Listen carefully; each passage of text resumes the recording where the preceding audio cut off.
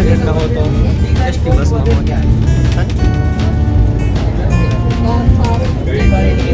લાગે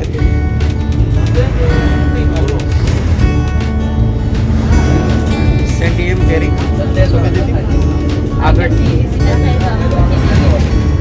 પાછળ જાય તો પહેલા જાય એટલે તો બધા વચમાં જ બેસો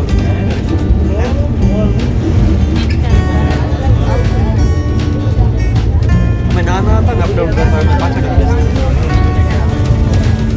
ના પાછળથી શું વ્યૂ સારું આવે બધું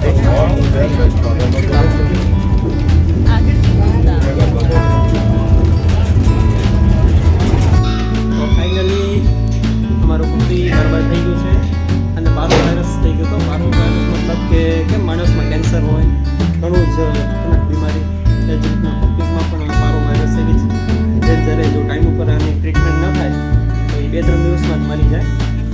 તો અમે તૈયારી તો પણ પપ્પી કડલમાં અમે અહીંયા એને એડમિટ કર્યું હતું. પપ્પી કડલમાં ચેતન સર અને બીજા કરમસિંહભાઈ અને ઘણા બધા છે એને ઘણી સાચવણી રાખી અને ઘણું ધ્યાન રાખ્યું એટલે બચી ગયા.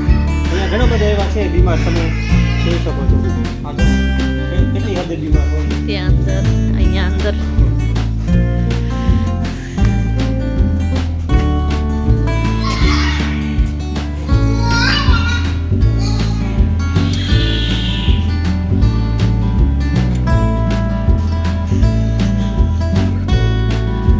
માણસ બીમાર થાય અને એની સેવા કરવી દવા કરવી એ તો અઘરું છે જ પણ જાનવરો છે એની સેવા કરવી અને ટ્રીટમેન્ટ કરવી તો ઘણી જ અઘરી છે. અહીંયા આપણે પગ રાખીએ તો પણ એની વાસની મદદ સહેન ના કરી શકે અને અહીંયાના ડૉક્ટર કર્મચારીઓ જે છે એ આ બધું કામ કરે છે ઘણી મોટી વાત કહેવાય.